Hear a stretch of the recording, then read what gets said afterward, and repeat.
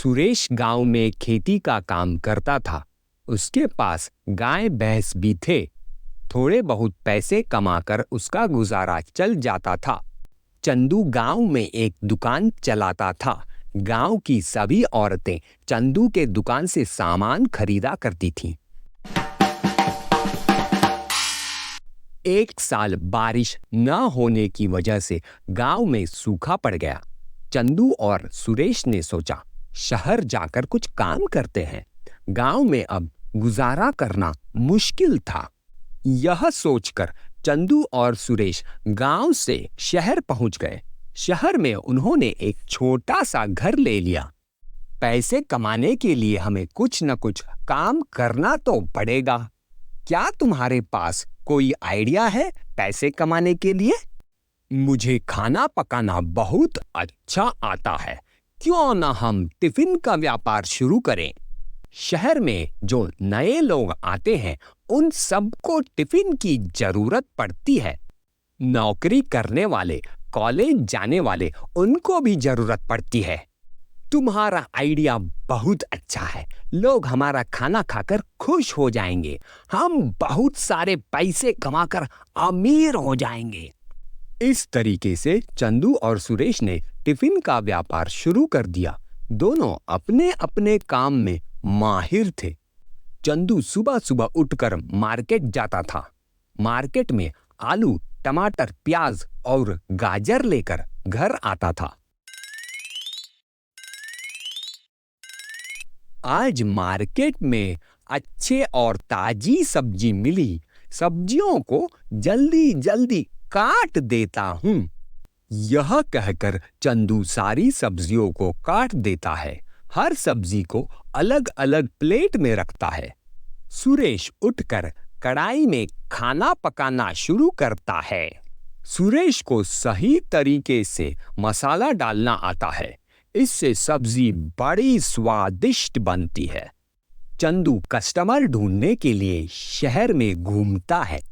वहां लोगों से बातचीत करके टिफिन लेने के लिए कहता है। कुछ लोग उसकी टिफिन लेने के लिए राजी हो जाते हैं। भैया, हमारा टिफिन बहुत अच्छा है। हम एकदम ताजी सब्जी और बढ़िया मसाले के साथ ही खाना पकाते हैं। एक बार ट्राई करके देखिए। ठीक है भैया, आज मेरी ऑफिस में आप टिफिन पहुंचा देना। कुछ देर बाद कॉलेज के सामने चंदू को एक मैडम मिलती है। मैडम, आपके हॉस्टल में हम टिफिन पहुंचा सकते हैं।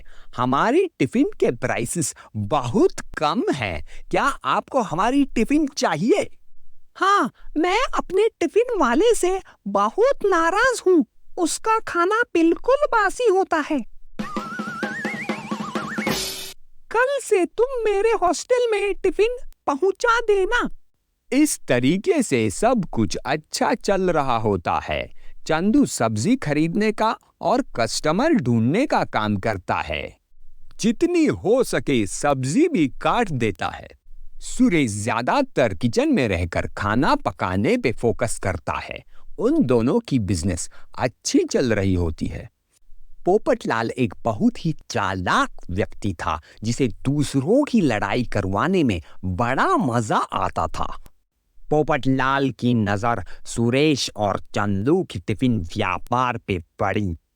पोपटलाल ने सोचा, इनका व्यापार तो बड़ा अच्छा चल रहा है। बहुत सारे पैसे भी कमा रहे हैं। किसी तरीके से मुझे इनकी व्यापार को अपने कब्जे में लेना होगा।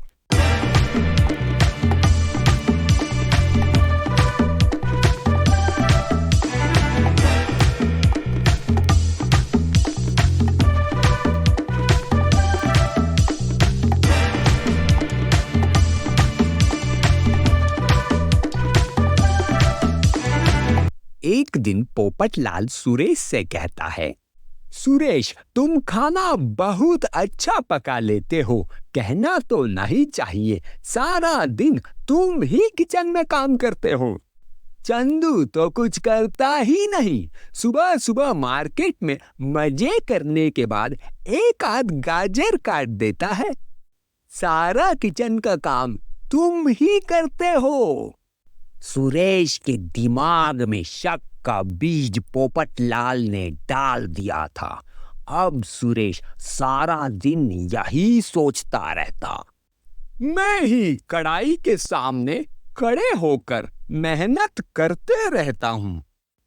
मसाले डालने, अच्छी सब्जी बनाना मुझे ही आता है। चंदू को तो कुछ भी नहीं आता। अगले दिन पोपटलाल चंदू के पास जाता है और कहता है, तुम हर रोज मार्केट जाते हो, सब्जी खरीदना, पैसे बचाना, बिजनेस को चलाना, सारा काम तुम ही करते हो।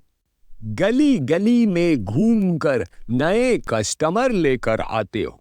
तुम्हारी चतुराई की वजह से ही टिफिन का व्यापार चल रहा है।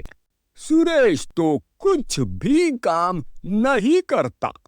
हाँ पोपटलाल, तुम सही कह रहे हो। दिन भर घूमकर मैं बहुत थक जाता हूँ। लेकिन ऐसी बात नहीं है, सुरेश भी तो सारा दिन काम करता है। हम दोनों साथ में काम करते हैं, बिजनेस चलाते हैं। पोपटलाल को लगता है कि उसका आइडिया नहीं काम करेगा। चंदू पोपटलाल की चपेट में नहीं आता। कुछ दिन बीत जाते हैं। एक दिन चंदू मार्केट से सब्जियां लेकर आता है।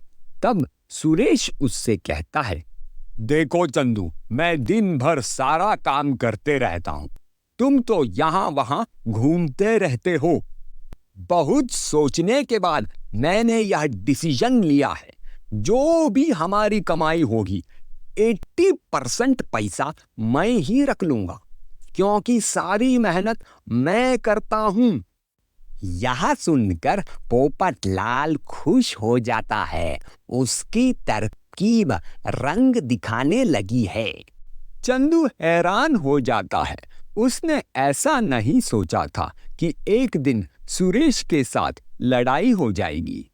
अच्छा है, मेरा प्लान काम कर रहा है। अब मैं इनकी बिजनेस पर कब्जा कर सकता हूँ। चंदू को समझ में नहीं आता कि वह सुरेश से क्या कहे। थोड़ा सोचने के बाद सुरेश से बोलता है, ऐसा क्यों कह रहे हो? मैं भी तो काम करता हूँ। सारे कस्टमर्स को टिफिन पहुँचाने का काम करता हूँ। हर महीने नए कस्टमर्स भी ढूंढ कर लाता हूँ, इसलिए तो हमारा बिजनेस बढ़ता है।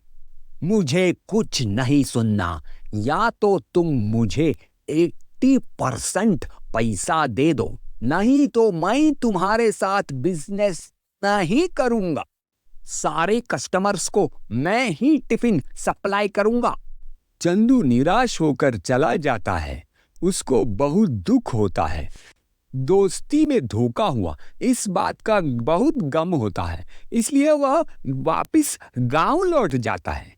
सुरेश, तुम चिंता मत करो, टिफिन पहुंचाने का काम मैं कर दूंगा।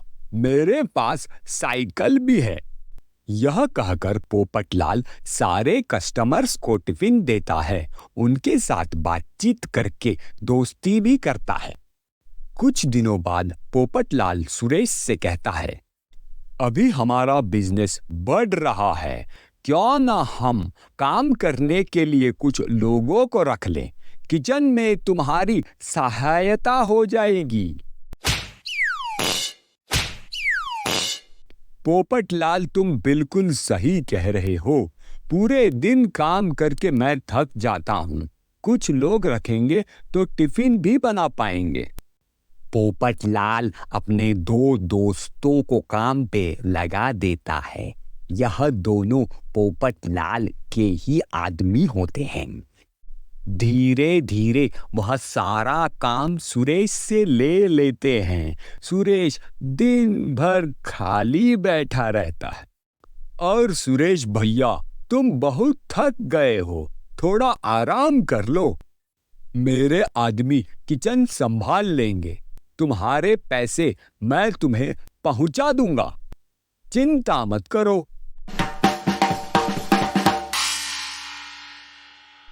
इस तरीके से पोपटलाल किचन और कस्टमर दोनों पर कब्जा कर लेता है।